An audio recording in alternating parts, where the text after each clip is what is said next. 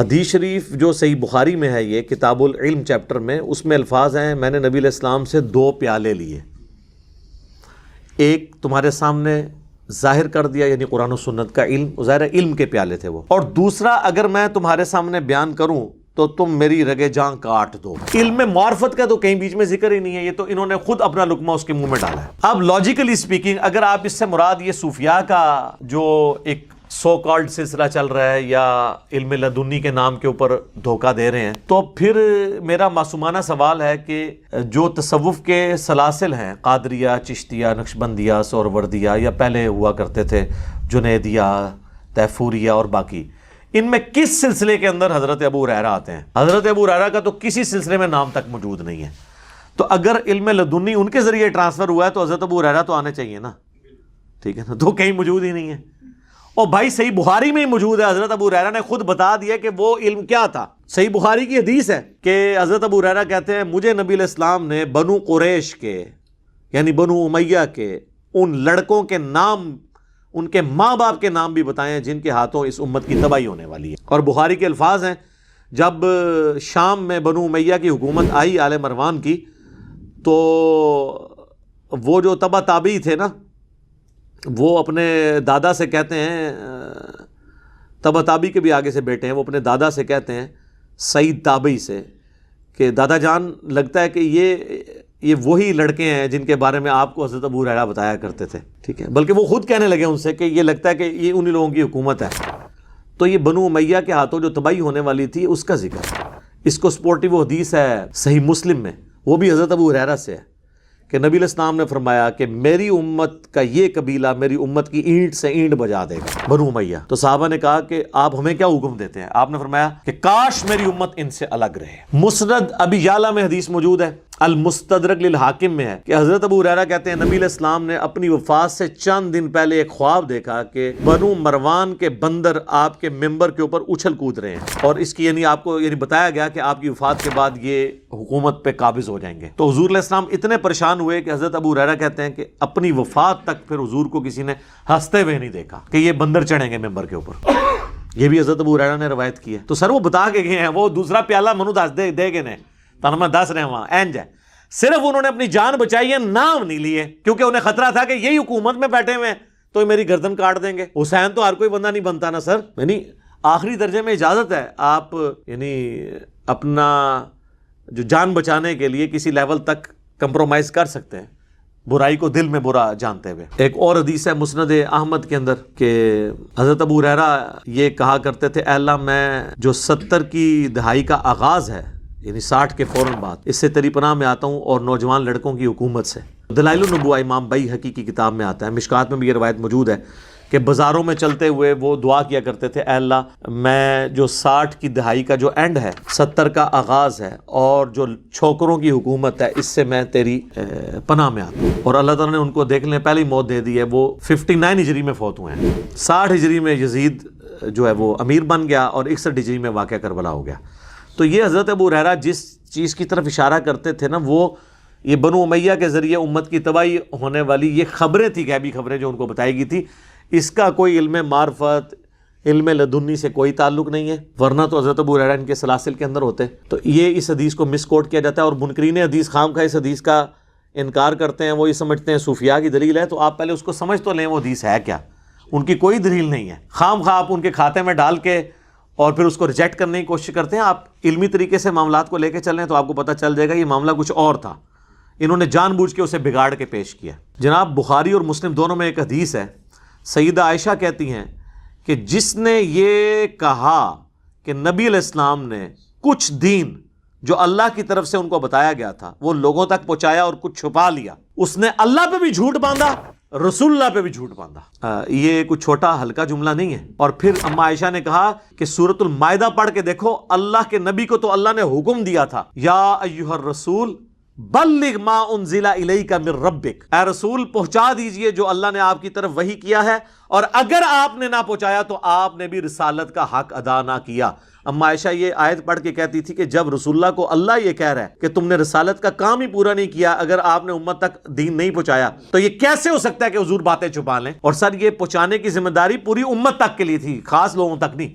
خاص لوگوں کو صرف وہ باتیں بتائی گئی ہیں جن کا تعلق عام دین کے ساتھ نہیں تھا، مستقبل کی خبروں کے ساتھ تھا. جیسا کہ حذیفہ ابن یمان کے بارے میں صحیح بخاری میں آتا ہے، رازدار رسول تھے، انہیں منافقین کے نام بتائے گئے تھے. وہ نام ہمیں پتہ چلے نہ چلے، اس سے دین کی کہیں اسٹرکچر میں کوئی فرق نہیں پڑتا. جو دین سے متعلق چیزیں، یہ تو دین کہہ رہے ہوتے ہیں نا کہ جی سینہ بہ سینہ دین ٹرانسفر ہو رہا ہے، اور ان کے سینوں میں وہ دین ٹرانسفر ہو رہا ہے جو قرآن و سنت کے بالکل خلاف ہے. اگر اس کے حق میں ہوتے ہم مان لیں گے. جو جلی دین ہے سامنے روزے روشن کی طرح عیاں، اس کو چھوڑ کے کوئی اور چیز لے آئے بالکل اس کے اپوزٹ، ہم اسے کیسے مان لیں؟ صحیح مسلم میں حدیث ہے، نبی الاسلام نے حجۃ الوداع کے موقع پر فرمایا کہ میں اپنے بعد تم میں وہ چیز چھوڑ کے جا رہا ہوں کہ اسے مضبوطی سے پکڑ لوگے، کبھی گمراہ نہیں ہوگے، اور وہ اللہ کی کتاب ہے. جو صحیح مسلم میں خطبہ ہے نا حجۃ الوداع کا، اس میں اللہ کی کتاب کا ذکر ہے اور کسی چیز کا نہیں. سنت کو ماننا کتاب اللہ ہی کو ماننا ہے. من یطع الرسول فقد اطاع اللہ، جس نے رسول کی اطاعت کی گویا اس نے اللہ کی اطاعت کی. البتہ المستدرک للحاکم میں موجود ہے، الموطأ امام مالک کی روایت تو کمزور ہے، حاکم میں ہے کہ نبی اسلام نے فرمایا کہ میں تم میں دو چیزیں چھوڑ کے جا رہا ہوں، ایک اللہ کی کتاب اور دوسرے اس کے نبی کی سنت، ان کو مضبوطی سے پکڑ لو گے کبھی گمراہ نہیں ہو. تو سر حجۃ الوداع پہ کوئی صحابی نہیں کھڑا ہوا جس نے کہا یا رسول اللہ وہ جو دوسرا پیالہ ہے علم لدنی والا وہ میں نے آگے پہنچانا ہے یا نہیں پہنچانا. جناب مسلم شریف میں الفاظ ہیں جو یہاں موجود ہیں، جو دین ہے ان لوگوں تک پہنچا دیں جو یہاں پہ موجود نہیں. تو وہاں تو کسی نے نہیں کہا یا رسول اللہ دونوں پیالے پہنچانے ہیں یا ایک ہے ہی ایک تھا. اور یوم النہر کا جو خطبہ ہے بخاری اور مسلم کا، اس میں بھی موجود ہے، جو یہاں پہ موجود ہیں ان تک پہنچا دیں جو یہاں پہ موجود نہیں، جس میں آپ نے پھر گواہی بھی لی تھی. صحابہ نے کہا کہ آپ نے دین پہنچا دیا. 3 دفعہ انگلی آسمان کی طرف بلند کر کے نیچے کی کہ اے اللہ اللہم اشہد اللہم اشہد اللہم اشہد. وہاں کسی نے کہا یا رسول اللہ وہ خاص باتیں میں آگے بتا دوں. اور سر جو غدیر خم کا خطبہ ہے صحیح مسلم میں 6225 سے 6228 تک، نبی الاسلام کا حجۃ الوداع کے بھی بعد خطبہ ہے، وفات سے 2 مہینے پہلے. اے لوگو آگاہ ہو جاؤ، میں بھی ایک انسان ہوں، قریب ہے کہ اللہ کا قاصد یعنی موت کا فرشتہ میرے پاس آئے اور میں اس کی دعوت قبول کر لوں. میں اپنے بعد تم میں 2 بھاری چیزیں چھوڑ کے جا رہا ہوں. ان میں سے پہلی چیز اللہ کی کتاب ہے، اس میں ہدایت ہے، اس میں نور ہے. تم اللہ کی کتاب کو پکڑو، اپنا تعلق اس کتاب کے ساتھ مضبوط کرو. اللہ کی کتاب اللہ کی رسی ہے، جو اسے پکڑے گا ہدایت پہ ہوگا، جو چھوڑ دے گا گمراہ ہو جائے گا. اور دوسری بھاری چیز میرے اہل البیت ہے. میں اپنے اہل البیت کے معاملے میں تمہیں اللہ کا خوف دلاتا ہوں، اللہ کا خوف دلاتا ہوں، اللہ کا خوف دلاتا ہوں. 3 دفعہ فرمایا. امت بالکل الٹ چلی، نہ قرآن کو پکڑا نہ اہل بیت کو زندہ چھوڑا، بالکل الٹ چلی امت. اب وہاں پر یہی حدیث آگے بھی چلتی ہے بقیہ کتابوں میں. جامعہ ترمذی میں کچھ حصہ اس کا موجود ہے کہ نبی الاسلام نے پھر حضرت علی کا ہاتھ یوں بلند کر کے کہا من کنت مولاہ فہذا علی مولاہ، جس کا مولا میں اس کا مولا علی. اور یہ حدیث مسند امام احمد میں ڈیٹیل کے ساتھ ہے، سنن نسائی الکبریٰ کے اندر ہے. نبی الاسلام نے صحابہ سے کہا النبی اولیٰ بالمؤمنین من انفسہم وازواجہ امہاتہم. سورہ احزاب کی اس آیت کے تحت آپ نے کہا کہ کیا میں مومنین کی جانوں پر ان سے بڑھ کر حق رکھتا ہوں؟ میری بیویاں امت کی مائیں ہیں. سب نے کہا بلا یا رسول اللہ. تو آپ نے پھر حضرت علی کا ہاتھ پکڑ کے کہا من کنت مولاہ فہذا علی مولاہ. پھر جو میرا حق اپنے اوپر تسلیم رکھتا ہے نا، حق ولایت، حق قرابت، تو وہ حضرت علی کا حق بھی تسلیم کرے. اور پھر آپ نے کہا اے اللہ اس سے محبت رکھ جو علی سے محبت رکھے، اس سے دشمنی رکھ جو علی سے دشمنی رکھے. تو حضرت علی سے اوپر تو کوئی نہ ہوا. ٹھیک ہے، اس حوالے سے تو حضرت علی سے پوچھ لیتے ہیں کہ کوئی یہ، اور سارے سلسلوں میں حضرت علی کو ڈالا ہوا ہے انہوں نے تصوف میں. وہ کہتے ہیں مولا علی سے چلتے ہیں، تو مولا علی سے ہی پوچھ لیتے ہیں کہ آپ کو کوئی خاص بات دی. تو بخاری مسلم میں کئی ایک طرق ہیں جس میں حضرت علی سے پوچھا گیا کہ آپ تو حضور کے سب سے قریبی تھے، آپ کو کوئی ایسا دین کا حصہ بتایا جو باقیوں کو نہ بتایا ہو. مسلم کے الفاظ ہیں ایک حدیث میں کہ حضرت علی غصے میں آ گئے. یہ حدیث بخاری میں بھی ہے، مسلم میں بھی. اور انہوں نے کہا کہ ہمیں رسول اللہ نے کوئی ایسی بات نہیں بتائی قرآن کے علاوہ جو باقی لوگوں کو نہ بتائی ہو. دین حضور بتا کے گئے ہیں. ہاں رہا فہم قرآن تو وہ ہر مومن کا حصہ ہے. قرآن کو کوئی کتنا سمجھ لے، قرآن دیا ہے امت کو حضور نے. قرآن چھوڑ دیا انہوں نے، باقی بابوں کی کتابیں پکڑی ہوئی ہیں. عقیدہ قرآن کے اندر ہے، غدیر خم قرآن، حجۃ الوداع قرآن، وصیہ رسول قرآن. اور پھر حضرت علی نے کہا ہاں ایک چیز ہے میرے پاس، شکر ہے وہ انہوں نے بتا دی، وہم بھی نکال دیا. انہوں نے اپنی تلوار کی نیام میں سے ایک صحیفہ نکالا اور کہا کہ یہ ہے. تو وہ بندے کہنے لگے وہ خاص گل، انہوں نے کہا جی کیا لکھا ہے؟ انہوں نے کہا میں دس دینا وہاں. اس میں لکھا ہوا ہے کہ جو غیر اللہ کے نام پر ذبح کرے اس پہ اللہ کی لعنت. غیر اللہ کے نام کی جو نیاز دیتا ہے اللہ کی نام لعنت اس پہ.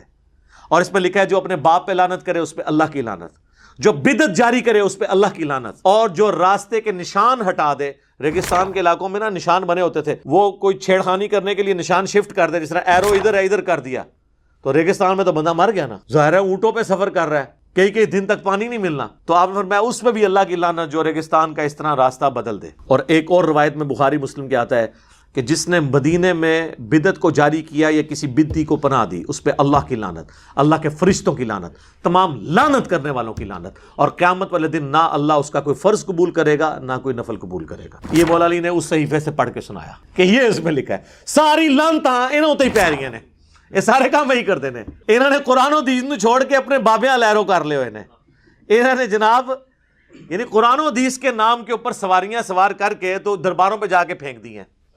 یہاں تو مکہ مدینہ کی آواز لگا رہے تھے نا گاڑیوں میں کہ یہ مکہ مدینہ میں لے کے جا رہے ہیں، لیکن فلانے شاہ ٹمکانے شاہ تے فلانے شاہ اتنے جا کے سواریاں لاتی ہیں انہوں نے، مکہ مدینہ تے پہنچی کوئی نہیں وہاں، تو لانتے تو ساری یہ کھٹ رہے ہیں، اس میں یہ جتنی لانتے بھیجی گئی ہیں ساری انہی کے اوپر پڑ رہی ہیں، اور اس میں کہ جو اپنے باپ کا نام بدل لے اس میں بھی اللہ کی لعنت، اللہ کے فرشتوں کی لعنت، تمام لعنت کرنے والوں کی لعنت۔ انہوں نے باپ کا نام تو نہیں بدلا لیکن انہوں نے اپنا باپ ضرور بدل لیا ہے۔